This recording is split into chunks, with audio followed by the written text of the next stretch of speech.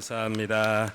감사합니다. 앞뒤자분들하고 이렇게 인사 나눠보겠습니다. 오늘 참 당신 예쁩니다. 오늘 참 당신 예쁩니다. 참 오늘 예뻐요. 김묵래 권사님 예뻐요. 그래요. 오늘 성가대는 예배 끝나고 사진 한 장 찍을 테니까 움직이지 마시고 그대로 계시고요. 우리 신부 장로님들도 같이 함께 사진 찍도록 하겠습니다. 그렇게 이쁘게 입었는데 그거 한복 입기까지도 얼마나 고생 많으셨어요. 막 뭐가 맞네 안 맞네 살이 쪘네 안 쪘네 하면서 막 입었겠지. 그래서 예쁘게 입으셨으니까 또 사진 한 장 또 예쁘게 찍으면 좋겠습니다. 여러분들 기도해 주셔서 한 주간 외국물 좀 잘 먹고 왔습니다. 외국 나가면 늘 경험하는 거지만 대한민국이 최고입니다. 정말 최고입니다. 뭐 요즘에 뭐 외국 안 나가 보신 분들이 어디 있겠습니까? 근데 한국이 정말 최고입니다. 대한민국 살면서도 불평불만 많으면 어디 저기 중동 사우디 같은 데다가 갖다 보내버려야 됩니다. 정말 다시 한번 절절하게 느끼고 왔고요. 물론 뭐 가서 고생하고 왔다 이 말이 아니라 필리핀에서의 어떤 문화나 이런 것들을 경험하고 왔는데 저한테는 한 주간 가는데 시작하면서 아주 따뜻한 경험을 한 게 있어서 그거 말씀을 드리면서 오늘 말씀을 좀 시작해 보도록 하려고 합니다. 월요일에 이제 인천공항 출발할 때 점심을 먹고 가려고 이제 박건태 목사님 부부하고 저희 이제 부부하고 우리 김준희 집사님 식당에서 점심을 먹고 그리고 이제 출발을 이제 했습니다. 그래서 거기서 이제 점심을 먹으려고 그 식당에를 가는데 막 차에 이제 주차하고 막 차를 내리려고 이렇게 하는데 저쪽에서 유영아 장로님이 이렇게 오시는 거예요. 어떤 분하고 같이 이렇게 두 분이서 이렇게 오시는 겁니다. 두 분도 아마 점심 식사를 하러 이렇게 가시는 것 같았어요. 그리고 내려서 이제 제가 가서 이제 유 장로님하고 이제 인사를 하려고 이렇게 갔죠. 그랬더니 우리 유영아 장로님이 늘 항상 그러십니다. 꾸벅하고 저한테 90도 인사를 하시는 거예요.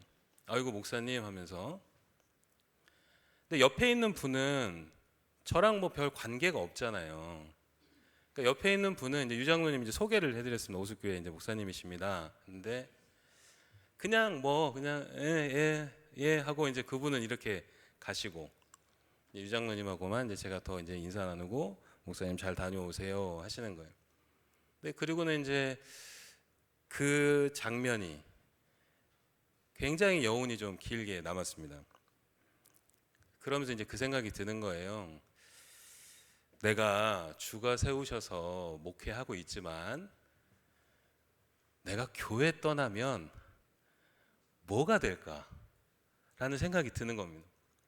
우리 오숙교회 성도들이나 되니 못난 목사 그냥 우리 목사님 하면서 세상에 그렇게 90도 인사를 해주시고 뭐 유영아 장로님만 말씀을 드렸지만 뭐 우리 신부 장로님들 다 그러세요. 어디 밖에만 나가면 거의 뭐 저를 그냥 이렇게 막 해주십니다. 근데 그냥 그 기분 좋은 미안함이 계속 잔잔하게 이렇게 가는 거예요. 그러지 않습니까, 여러분? 제가 나 목사야라고 어디 효마트 가가지고 나 목사니까 한 500원만 깎아줘 그러면은 네, 뭔 꼴이 날지는 아마 여러분이 더 잘하실 겁니다. 우리 성도들이나 되니 우리 식구들이나 되니까 참 나를 이렇게 목사 대접해 주시는구나라는 생각이 절절하게 들면서 성도들한테 대한 어떤 미안한 마음이 막 이렇게 생겼습니다. 근데 여러분 이제 오늘 미안함에 대해서 좀 얘기를 해보려고 그래요. 미안함이라는 감정에 대해서 여러분들은 좀 어떻게 생각하십니까? 그래서 이렇게 한번 좀 질문을 던져볼게요. 한 주간 사시면서 여러분들은 미안함을 좀 얼마나 느끼셨나요? 어떠신가요? 우리 성가대 미안함을 좀 많이 느끼셨습니까? 어떠신가요? 미안함에 대한 것이 이게 얼마나 소중한지 얼마나 귀한 건지를 잘 모르지만 우리는 미안함의 부재의 상태가 됐을 땐 씻을 수 없는 상처들을 우린 너무 많이 경험을 합니다. 미안해야 할 사람이 나한테 미안해하지 않을 때, 또는 어떤 공동체 내에서 미안함의 책임감을 가져야 될 이가 전혀 미안함을 느끼지 않을 땐 공동체는 엉망이 되는 겁니다. 아니, 멀리 갈 거 없습니다, 여러분. 제가 이제 시작하면서부터 성도님들 말씀드렸지만, 목사가 성도들한테 전혀 미안한 게 없어. 미안한 게 없으면 그 다음 단계는 뭐냐면 이거예요.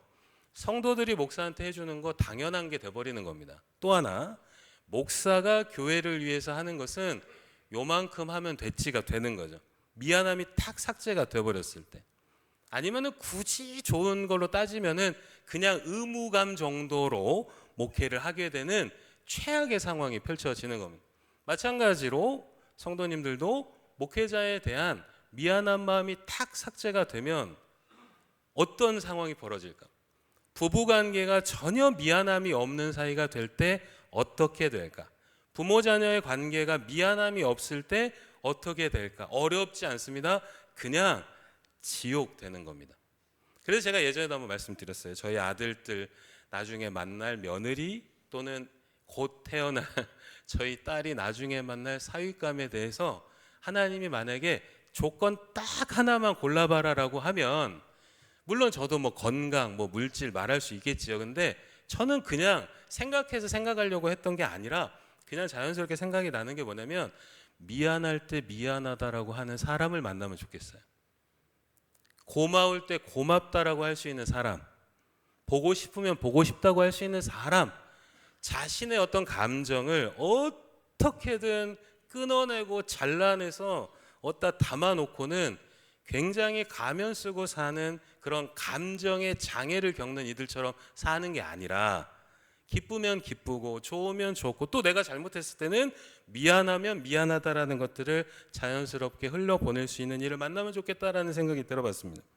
요즘 이 시대를 가만히 보면 굉장히 강팍해져 가는데, 요즘 이 시대가 강팍해져 가는 원인 1순위를 찾자면 미안함이 다 마비된 시대를 살아가고 있습니다. 그런데 이 시대가 막 주는 메시지는 뭐냐면, 야, 미안해 하지 마, 자책하지 마. 근데 여러분, 물론 좋습니다. 자기 비하를 하고 막 자책을 하는 건 좋지 않습니다. 그러나 자신의 책임에 대한, 잘못에 대한 성숙한 돌아봄은 반드시 있어야 되고, 돌아보는 데서 끝나는 것이 아니라 그것이 표현이 되어져야 합니다. 충분히 상대방이 충분히 납득 가능할 만큼. 어떤 부모도 자녀가 눈치 보고 살기를 원하지 않습니다. 그러다 보니까 개념 없는 애들이 양산이 됩니다. 눈치를 보는 것하고 미안할 때 미안하다라고 얘기할 수 있는 것하고는 다른 문제입니다. 근데 어렸을 때부터 본인이 맨 눈치 보고 살았던 것을 자녀에게 물려주기 싫으니 자녀들 눈치 안 보게 하려고 못해도 잘했다, 잘하면 더 잘했다, 잘못해도 잘했다, 이렇게 세뇌를 시켜버렸습니다. 그러니 그런 상황에서 자라난 이들은 늘상 하는 이야기가 뭐냐? 내가 뭐? 그게 뭐 잘못된 거야? 내가 뭐 잘못한 거야? 라는 말을 입에 달고 살아버립니다. 사랑하는 여러분, 이 시대가 회복돼야 될 것은 미안함입니다. 교회와 가정이 회복돼야 될 첫 번째 스텝은 다른 거 아닙니다. 뭐 프로그램, 돈, 뭐 사람? 아니요. 미안함을 건강하고 성숙하게 받아들일 수 있는 이들이 많은 가정과 교회는 능력을 드러내게 되어 있습니다. 오늘 본문의 말씀, 사도행전 시리즈 이제 세 번째에서 미안함에 대해서 강조할 수밖에 없는 내용이 떡하니 등장을 합니다. 우린 지난주에 예수님께서 부활하시고 승천하시기까지 40일의 기간 동안 예수님이 왜 부활하셨을까? 이유가 드러납니다. 왜 승천하셨고 왜 부활하셨을까요? 성령을 기다리게 하시려고 40일의 시간을 온전히 다 쓰십니다. 너희들 반드시 성령을 기다려야 된다. 너희들 반드시 성령을 받아야 된다. 왜냐?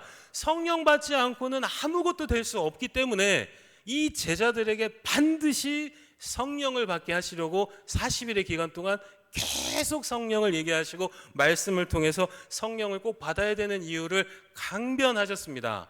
그런데 이제 중요한 게 있습니다. 그렇게 예수님이 말씀을 하셨을 때 제자들이 그 말씀을 듣고 약속한 것을 기다렸기 때문에 성령을 받았고, 성령을 받았기 때문에 우리는 지금 여기서 예배를 드릴 수 있게 된 겁니다. 성령을 받은 그들이 말씀을 듣고 자신의 발에 대못을 박는 한이 있더라도 내가 이 자리를 지켜야겠다라며 그 말씀을 순종했는데, 오늘의 말씀은 그겁니다. 그들이 말씀을 듣고 따르고 순종하게 만든 그 마음의 동의는 무엇일까? 여러분, 미리 결론을 말씀을 드리면 그게 바로 미안함입니다. 예수를 보았을 때 예수의 제자들이 어떤 마음이 들었을까요, 여러분? 한번 생각해 보시기 바랍니다. 복잡하고 어려울 것 없습니다. 예수님 좋다고 막 따라다녔습니다. 예수님을 따라다녔는데 사람들이 수백 수천 수만이 막 몰려듭니다. 예수님 옆에 있으니까 나도 뭔가 된 것 같습니다. 자연스럽게 어깨가 막 이렇게 높아집니다. 와, 예수님 막 죽은 자 살리고 막 기적을 행하니까 뭐나 된 듯이 자기도 나귀 새끼인지도 모른 채 막 들떴습니다. 그랬다가 예수님이 고난당하시니까 안 믿는 사람보다도 먼저 도망쳐 버립니다. 안 믿는 사람보다도 더하게 예수를 저주해 버립니다. 그랬다가 예수를 만났을 때 사람이라면 어떠한 마음이 들었을까? 사랑 여러분, 주를 향한 미안하고 민망한 마음이 들었습니다. 내가 한 짓이, 내가 한 행위가 이거 정말 인두껍을 쓴 사람이라고 볼 수 없는 행위를 한 겁니다. 말씀을 듣고 말씀이 이해가 되고 말씀이 다 알아듣게 되어서 그래 내가 말씀 순종해야겠다가 아니었습니다. 말씀이 뭔 말씀인지도 모르고 성령이 뭔지도 모르지만 그 말씀을 들었던 유일한 한 가지는 주를 향한 죄송하고 미안한 마음이 들었기 때문입니다. 여러분, 조선에 제일 처음 복음이 떨어졌을 때 말씀 듣고 은혜 받은 사람들이 말씀 더 듣겠다고 부산에서 평양까지, 목포에서 강원도까지 그렇게 말씀 듣겠다고 간 이유가 말씀이 이해가 되었을까요? 히브리어, 헬라어, 아람어를 다 알았기 때문에 그것도 알기 위해서 그 먼 길을 갔을까요? 아니요. 진짜 나 같은 죄인 살리신 주 은혜가 절박하리만치 죄송하고 고마워 그 은혜 또 누리려고 간 겁니다. 성경이 이해돼서가 아닙니다. 사랑하는 여러분, 우리는 오늘 말씀을 들을 때도 마찬가지입니다. 히브리어, 헬라어를 얘기를 하고 문법을 얘기를 하고 역사의 배경을 이야기한들 여러분들 이해하시겠습니까? 아니요. 말씀은 그렇게 이해되는 게 아닙니다. 말씀의 은혜가 되려면 사랑하는 여러분, 예수님을 향한 미안한 마음을 가지십시오. 주님 정말 죄송하고 감사합니다가 되어야 합니다. 진짜 나 같은 죄인이 뭐길래 이 십자가를 지셨단 말입니까? 라며 주를 향한 죄송한 마음과 감사한 마음이 회복될 때 말씀이 은혜가 되는 겁니다. 여러분, 그거 없으면 아무것도 소용이 없는 겁니다. 성령은 우리에게 주는 놀라운 역사는 바로 그겁니다. 주를 향해 먹어야 할 마음을 먹게 해주는 게 성령의 역사입니다. 예수를 봤을 때 사랑하는 여러분, 어떤 감정이 가장 먼저 드는가? 간단한 겁니다. 인간의 도리로 생각해 보십시오. 주를 향한 죄송하고 미안한 마음입니다.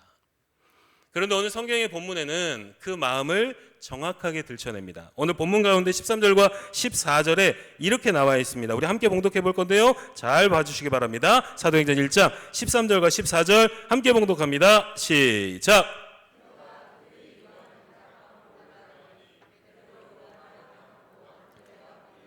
도마와 바돌로메, 마테와 및 알페오의 아들 야고보, 셀로딘 시몬, 야고보의 아들 유다가 다 거기 있어 여자들과 예수의 어머니 마리아와 예수의 아우들과 더불어 마음을 같이하여 오로지 기도에 힘쓰더라. 아멘. 마음을 같이하여 오로지 기도에 힘썼습니다. 여러분, 성령을 기다린 그들이 그 자리에서 무슨 기도를 했을까요? 여러분, 무슨 기도를 했을까? 마음을 같이하여 기도했다고 하는데 그럼 그 마음은 뭘까? 그 마음이 뭘까 했을 때 13절에 나와 있는 건 가룟 유다를 제외한 예수의 11제자입니다. 그 11제자가 예수의 어머니와 가족하고 마음이 같아졌다라는 이 말이 도대체 무슨 말일까? 그렇기 때문에 어머니의 마음을 이해하셔야 됩니다. 마리아가 예수를 향한 마음이 어땠을까요, 여러분? 사랑하는 여러분, 마리아는 예수의 육신의 어머니입니다. 그런데 마리아가 생각했을 때 예수님은 내 아들이 아니라 하나님의 아들이지. 십자가에 달리셨네. 하나님의 아들이 십자가에 달리신 거야. 하나님의 아들이니까 아프지도 않을 거야. 힘들지도 않으실 거야 라고 마리아가 생각했을까요, 여러분? 내 배 아파서 내 아들이 십자가에서 온몸이 갈갈이 찢겨져 가고 있는 그 모습을 보며 저분은 하나님의 아들이니까 괜찮아, 하나님이 다 알아서 해주실 거야 라고 생각했을까? 아니요, 사랑하는 여러분, 그럴 순 없는 겁니다. 내 배 아파서 난 아들이 세상 죄 짊어지고 간다고 십자가에 매달려 갈갈이 찢겨져 가고 있습니다. 근데 나는 예수의 어머니라 해놓고도 예수 그리스도가 정확하게 어떤 분이고 그가 말하는 하나님의 나라가 무엇인지 난 아직도 이해가 잘 되지 않습니다. 이 모든 게 마리아를 미치도록 예수를 향해 미안하게 만들었을 겁니다. 내 아들은 저기서 저렇게 죽어가는데 나는 여전히 저 뜻을 알지 못하고, 내 아들이 저렇게 죽어가는데 저 죽어가는 아들을 왜 내가 할 수 있는 게 아무것도 없다 했을 때 부모라면 어떤 마음이 들까? 지난 주일에 우리 김영미 집사님 기도받으러 오셨습니다. 저는 의심하지 않습니다. 깨끗하게, 완전하게, 이후는 더 강건하게 하나님의 귀한 딸을 붙드실 겁니다. 그런데 그 기도받으러 온 자리에 제 마음이 더 쓰이는 분이 함께 오셨습니다. 임봉남 집사님이 함께 오셨습니다. 김영미 집사님에 대한 마음 당연히 하나님이 붙들어 주실 거고 치료해 주실 겁니다. 근데 저는 우리 임봉남 집사님의 마음이 어떨까라는 생각이 들어봤습니다. 어미의 마음이 어떨까? 그리고 김영미 집사님 기도해드리고 임봉남 집사님은 안아드렸습니다. 사랑하는 여러분, 자녀가 아픈 것에 부모가 뭔 책임입니까? 엄마가 뭘 세포를 집어넣나요? 악한 거를 집어넣나요? 아무 책임 없습니다. 아무 책임 없는데도 세상 죄인 되는 게 아픈 자녀든 부모의 마음이죠. 그게 어미의 마음입니다. 그게 어미의 마음입니다. 미치도록 미안한 그 마음. 너 그렇게 나가면 감기 걸린다 그래도 다 내다번지고 반팔 입고 나가가지고 공차고 돌아와서 감기 걸리면 그때부터 부모는 죄인 되는 겁니다. 할 수 있는 만큼 다 했음에도 불구하고 자녀의 불순종으로 인해 자녀가 죄를 저질러서 자녀가 책임을 갖는다 하더라도 부모가 죄인 되는 거죠. 그렇습니다. 사랑하는 여러분, 어미의 마음이 그렇지요. 마리아의 마음이 그랬다라는 겁니다. 미치도록 미안한 그 마음, 미치도록 죄송한 그 마음. 제자들은 그 마음과 함께 했다라는 겁니다. 제자들이 예수님과 함께 다녔던 공생의 기간 동안 여러분 성경을 잘 보시기 바랍니다. 제자들은 단 한 번도 예수님께 죄송해 본 적 없습니다. 예수의 기적에 열광했습니다. 와, 예수님 때문에 나 잘 먹고 잘 살겠다, 요 생각만 했습니다. 예수가 고난을 얘기해도, 죽음을 얘기해도, 부활을 얘기해도 그들의 머리에는 온통 내 배부를 생각만 있었습니다. 그랬던 그들에게 성령의 역사가 시작이 된 첫 번째 신호탄이 뭐냐? 그들이 예수를 향해 죄송하고 미안한 마음을 먹기 시작을 했다라는 겁니다. 죄송하고 미안한 마음을 먹자 예수의 말씀을 정말 발에 못을 박는 한이 있더라도 내가 이 자리를, 주가 말씀하신 이 자리를 지켜야겠다. 나 성령이 뭔지 모르겠다. 성령 받고 어떻게 된지도 모르겠다. 어떻게 하면 성령을 받는지도 모르겠다. 그런데 내가 이 죄송한 마음 달래려고 하기 위해서라도 이 자리를 나는 지켜야겠다. 이게 바로 은혜 받은 자의 표본의 모습입니다. 사랑하는 여러분, 은혜 받은 자들은 미안한 마음을 먹게 되어 있습니다. 사도 바울이 이렇게 고백합니다. 로마서 1장 14절의 말씀 함께 봉독해 보겠습니다. 시작. 헬라인이나 야만인이나 지혜 있는 자나 어리석은 자에게 다 내가 빚진 자라. 이해하기 쉽게 다시 바꿔서 얘기를 해보면 그들에게 미안해 주겠다라는 겁니다. 왜? 그들에게 생명을 전해야 되는데, 주님이 말씀하신 생명이 나를 통하여서 흘러가게 해야 되는데 그렇게 하지 못하는 것에 대해서 미안했다라는 겁니다. 미안해 죽겠다라는 겁니다. 복음을 전하지 못함이 미안하다라는 겁니다. 바울은 또 고린도전서에서 이렇게 얘기합니다. 새 번역 성경으로 볼 테니 눈으로 잘 따라와 주시기 바랍니다. 제가 읽어드리겠습니다. 고린도전서 15장 9절에서 10절입니다. 나는 사도들 가운데 가장 작은 사도입니다. 나는 사도라고 불릴 만한 자격도 없습니다. 그것은 내가 하나님의 교회를 박해했기 때문입니다. 그러나 나는 하나님의 은혜로 오늘 내가 되었습니다. 나에게 베풀어 주신 하나님의 은혜는 헛되지 않았습니다. 나는 사도들 가운데 어느 누구보다도 더 열심히 일하였습니다. 그러나 이렇게 한 것은 내가 아니라 나와 함께 하신 하나님의 은혜입니다. 아멘. 오늘 여신도회 주일입니다. 여신도회의 고백이 되기를 간절히 소망합니다. 사랑하는 여러분, 그렇습니다. 교회에서 뭐를 맡습니다. 이 마음 없다면, 죄송한 마음 없이 교회에서 직분 맡으면 그거 완장됩니다. 죄송한 마음 없이 그게 무엇이건 성가대건 교사건 뭐 봉사건 청소건 죄송한 마음 없이 맡는 결과는 절대로 하나님이 기뻐하시는 결과가 나올 수가 없습니다. 불변의 법칙이고 진리입니다. 내가 지금 맡고 있는 이 자리를 가장 건강하게 유지하며 내가 맡고 있는 이 자리를 하나님의 지경의 기준에 맞게 만드는 내가 할 수 있는 최고이자 유일한 한 가지는 늘 죄송한 마음을 갖는 겁니다. 나 같은 자를 사용해 주신 주의 은혜 놀라워. 나 같은 자를 살려주신 주의 은혜 놀라워.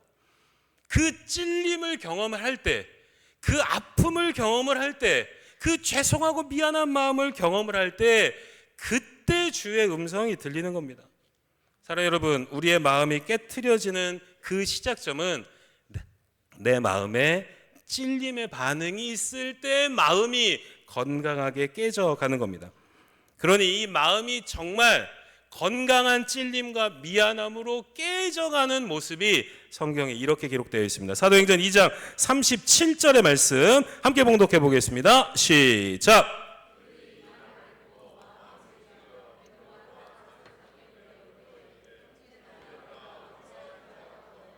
사랑하는 여러분, 정리가 되셔야 합니다. 우리가 어찌할꼬 하거니라고 물었다는 얘기는 말한 대로 듣겠다라는 겁니다.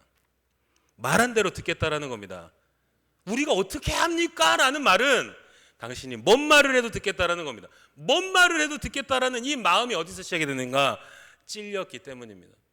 미안함이 회복이 됐기 때문입니다. 하나님을 향한 주를 향한 미안한 마음, 죄송한 마음이 회복되자 뭐든지 말씀하십시오. 그 말씀을 따르겠습니다가 되는 겁니다. 신앙의 건강함을 정리정돈하셔야 됩니다. 점검해 보셔야 됩니다. 지금 나는 한 주간을 살며 얼마나 찔림을 경험했는가, 미안함을 경험했는가.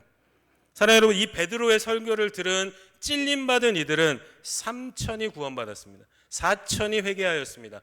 온 그 죄악의 역사 가운데 그들은 죄를 단절하고 하나님의 영역으로 가는 그 시작점에는 미안함, 죄송함, 찔림을 거부하지 않고 받아들였습니다. 받아들이자 그들에게 펼쳐진 길은 생명의 길이었습니다. 반대로 스데반 집사 설교 듣고 동일하게 찔림을 받은 이들은 찔림을 거부해버렸습니다. 그리고 스데반 집사를 돌로 쳐 죽였습니다. 여러분, 신앙생활이요, 꽃길만 걸으려고 해서는 안 됩니다. 나에게 듣기 좋은 말, 내가 할 만한 것, 요 정도만 하면 돼 라는 걸로 걸어가 보시기 바랍니다. 그 결과는 절대로 주가 베풀어 주신 꽃밭이 될 수가 없다라는 겁니다. 주가 베풀어 주신 소풍길이 되려면 주가 인도하시는 길로 가야 되는데, 내가 지금 주가 인도하시는 길로 간다라는 얘기는 주께서 여기가 길이라고 하면은 그 길로 가겠다라는 마음을 먹을 때 주가 인도하신 길로 가지는 겁니다. 근데 그 마음의 시작은 미안함의 마음입니다. 예수를 믿고 우리가 경험할 첫 번째 변화는, 사랑하는 여러분, 그게 바로 미안함입니다. 우리는 조금 더 정직해보고 솔직해보면 좋겠습니다. 내 남편이 나에게 미안할 것 좀 미안해주면 어떨까라는 생각을 안 해본 부인이 있을까요? 내 아내가 좀 나한테 미안할 것 좀 미안하면 좋겠다라는 생각을 안 해본 남편이 있을까요? 미안함을 주고받는 것이 별것 아닌 것처럼 생각되십니까? 여러분, 바로 와닿게 설명을 드릴까요? 내가 정말 피눈물 쏟아가며 키운 내 아들이 장가를 갔습니다. 근데 며느리가 쥐가 잘못했는데 때려 죽여도 미안하단 말을 안 하는 모습을 여러분들이 본다면 그땐 어떤 마음이 드시겠습니까? 여러분, 제가 정말 정말 그냥 금이야 오기야 하면서 기른 내 딸이 시집을 갔습니다. 근데 사위가 100번 1000번 쥐가 잘못했는데 잘못했다는 얘기를 죽어도 안 합니다. 이 모습을 보는 여러분들의 마음이 어떠십니까? 편안하십니까? 어떠십니까? 그렇습니다. 사랑하는 여러분, 미안함을 갖는다라는 이 능력은 능력이라는 말로도 부족할 만큼 디나미스, 정말 폭발적인 능력을 자랑하는 겁니다. 가정의 회복이요, 사랑하는 여러분, 남편이 아내에게 미안하다라고 한마디 해보시기 시작합니다. 그러면 회복이 시작이 되는 겁니다. 아내가 남편에게, 부모가 자녀에게, 자녀가 부모에게 미안하다라고 할 수 있는 마음을 먹어보십시오. 마음만 먹는 게 아니라 그렇게 내뱉어 보십시오. 억만금이 줄 수 없는 회복이 시작이 될 겁니다. 그렇습니다, 여러분. 그러니 삶의 목표는, 우리의 신학의 목적은 지금 내 마음에 얼마나 건강한 찔림을 받고 있는가가 물어져야 된다는 겁니다. 너무너무 중요한 부분입니다. 이 중요한 부분을 디모데전서 4장 2절에는 이렇게 얘기하고 있습니다. 디모데전서 4장 2절 함께 봉독해 보겠습니다. 시작. 자기 양심이 화인을 맞아서 외식함으로 거짓말하는 자들이다. 양심에 화인을 맞았다라는 이 표현은 잘 주목하셔야 됩니다. 양심에 화인을, 방송원 씨 말씀 내려주세요. 양심에 화인을 맞았다. 여러분, 양심에 화인을 맞았다는 말을 좀 알기 쉽게 설명을 드리면 불로 완전히 달구어진 도장으로 지져버리는 겁니다. 그러면 아파 하고는 시간이 점점 지나고 난 뒤에는 이제 그 살은 더 이상 고통도 간지럼도 아픔도 추움도 느낄 수 없는 마비가 된 상태입니다. 양심에 화인을 맞았다라는 이 이야기는 감정이 마비가 됐다라는 겁니다. 마비. 여러분, 근데 이 양심에 화인을 맞았다라는 이 사람들에 대해서 디모데전서는 뭐라고 설명을 해주는가? 바로 전절인 4장 1절의 말씀을 보셔야 됩니다. 디모데전서 4장 1절의 말씀 함께 봉독합니다. 시작.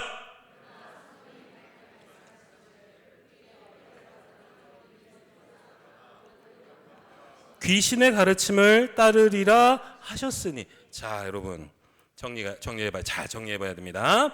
양심에 화인 맞은 사람들이 누구냐?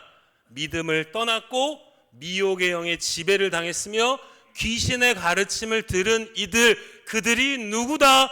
양심에 화인 맞은 자들이다. 조금 더 정리를 해보면 믿음을 떠났고 예수를 떠났고 귀신의 가르침을 받았고 미혹의 영의 지배당한 이들은 누구냐? 감정이 마비가 된 사람들이랍니다. 미안할 때 미안함을 느끼지 못하고, 고마울 때 고마움을 느끼지 못하고, 감사할 때 감사함을 느끼지 못하고, 그러한 이들이 누구냐? 양심에 화인 맞은 자들. 우리는 양심이라고 하면 야, 난 그래도 그렇게 나쁜 짓 하고 살진 않았어, 쇠고랑차를 하고 살진 않았어. 성경은 그런 거 이야기하지 않습니다.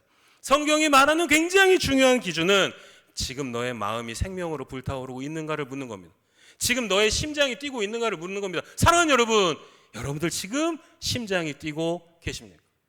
무엇이 지금 나의 심장을 뛰게 하는 겁니까? 여러분, 2살짜리, 3살짜리, 4살짜리 애들 보면 웃기지 않습니까? 갑자기 지그들끼리 그냥 뭔지도 모르는데 뭐라 하더니 막 웃고 난리입니다. 뭐 별 하나도 안 웃겠는데 지그들끼리 뭔 얘기 하나 던져놓고 막 박장대소를 하고 웃고 난리입니다. 여러분, 그렇게만 하나요? 그러다가 또 언제 봤더니 막 울고불고 난리입니다.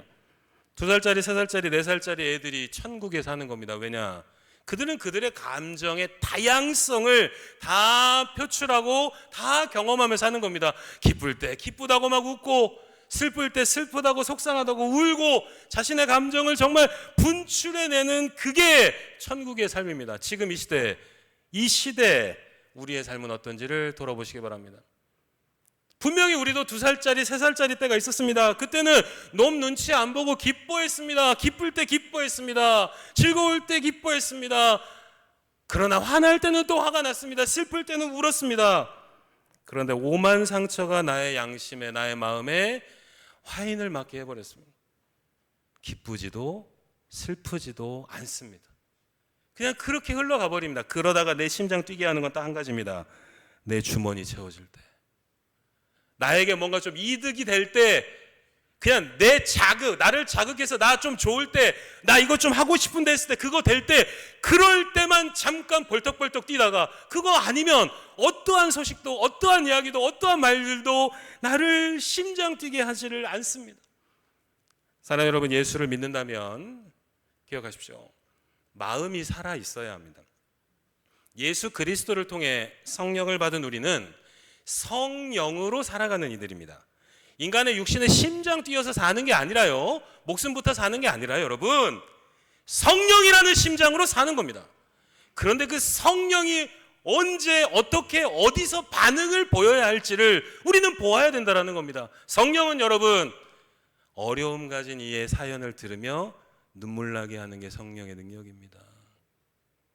고난받고 있는 이들을 보며 가슴 아프게 하는 게 성령의 능력입니다. 함께 신앙생활하는 교인들의 기쁨을 함께 기뻐하게 해주는 게 성령의 능력입니다. 성령의 능력이 완전히 마비됐습니다. 완전히 마비되니 그냥 내배 부르면 그때 잠깐 뛰었다가 남들이 아프든 죽든 살든 고난을 겪든 어쩌든 전혀 심장이 뛰지 않습니다. 그게 바로 좀비 인생입니다. 영화를 보면 좀비 영화 한 번씩 보셨을 겁니다. 가만히 있습니다, 좀비들이. 그러다가 피냄새 맡으면 그때부터 움직이기 시작을 합니다. 가만히 있습니다.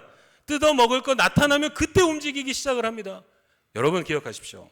이거는 과학적으로도 증명이 된 겁니다. 인간이 가질 수 있는 최고의 감정, 짐승과 구별되는 온 땅의 피조물들 가운데 오직 유일하게 인간만 갖는 감정, 과학적으로도 증명이 된 겁니다. 그게 미안함의 감정입니다.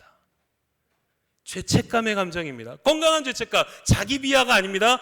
건강한 죄책감과 책임감과 미안함, 그게 바로 인간이 인간 되게 하는 유일한 한 가지라고 모든 것들이 증명하고 있습니다. 놀랍습니다. 성령은 우리에게 건강한 미안함을 줍니다. 초대교회가 세워졌던 그 첫 시발점은 기도 많이 한 거 아닙니다. 여러분 기억하십시오. 밤새도록 기도했다가 중요한 게 아닙니다. 마음을 같이 했습니다. 그 마음이 뭐냐? 주를 향한 미안하고 죄송한 그 마음이 기도의 자리를 지키게 했던 겁니다. 오수교회가 켜켜이 쌓여져가는 그 역사가 더욱더 건강해지기를 바란다면 오수교회를 구성하고 있는 우리 모두가 갖추어야 될 가장 첫 번째, 내 안에 있는 것을 점검해야 될 가장 첫 번째는 지금 나는 주를 향한, 교회를 향한 미안한 마음이 있는가? 이 질문이 물어져야 합니다. 가정의 회복이 되기를 원하신다면 사랑하는 여러분 물으십시오. 나는 지금 내 아내에게 미안한 마음이 있는가? 내 남편에게 미안한 마음이 있는가? 지금 나는 내 자녀에게 미안한 마음이 있는가? 지금 나는 내 부모에게 미안한 마음이 있는가? 여러분 지금 이 시대에 미안한 마음이 회복돼야 될 때입니다.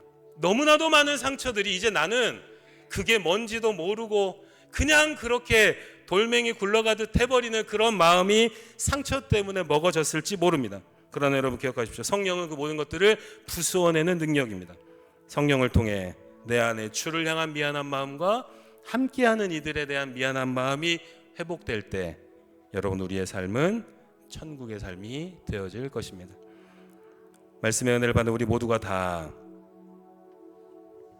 오직 인간만이 가질 수 있는 만물의 영장인 하나님의 형상대로 지음받은 오직 인간에게만 주님께서 주신 최고의 선물이자 능력, 미안할 때 미안해할 수 있는 그 능력을 소유하시고 주변 모든 이들에게 그 미안함의 능력을 전하셔서 우리가 속해 있는 교회와 가정이 진정한 천국을 이루어가는 복을 누리시는 우리 모두가 되어줄 수 있기를 주님의 이름으로 간절히 축원합니다. 함께 말씀의 은혜를 기억하며 찬양을 소망합니다. 오늘 찬양이 좀 생소하실 텐데요, 가사의 은혜 받으시면서 찬양하시면 좋겠어요. 주님, 내가 뭔데 주께서 나에게 이렇게 구원의 은혜를 베푸셨습니까? 내가 무엇이기에 주님께서 나를 이렇게 세우시고 직분을 맡겨주시고 하나님의 나라를 위해서 할 수 있는 일을 맡겨주셨습니까? 주님, 간절히 빌고 비옵는 것은 내가 가정에서 교회에서 맡은 바 역할 감당해 나아갈 때에 잘 감당할 수 있도록 대단한 능력, 아니요 주님, 그런 거 필요 없습니다. 주를 향한 죄송하고 미안한 마음이 식어지지 않게 하시고 함께하는 가정, 함께하는 믿음의 식구들을 향한 미안한 마음이 식어지지 않을 수 있도록 성령님 이 심령을 붙들어 주시옵소서. 간절히 바라는 마음으로 우리 함께 찬양하며 나아갑니다.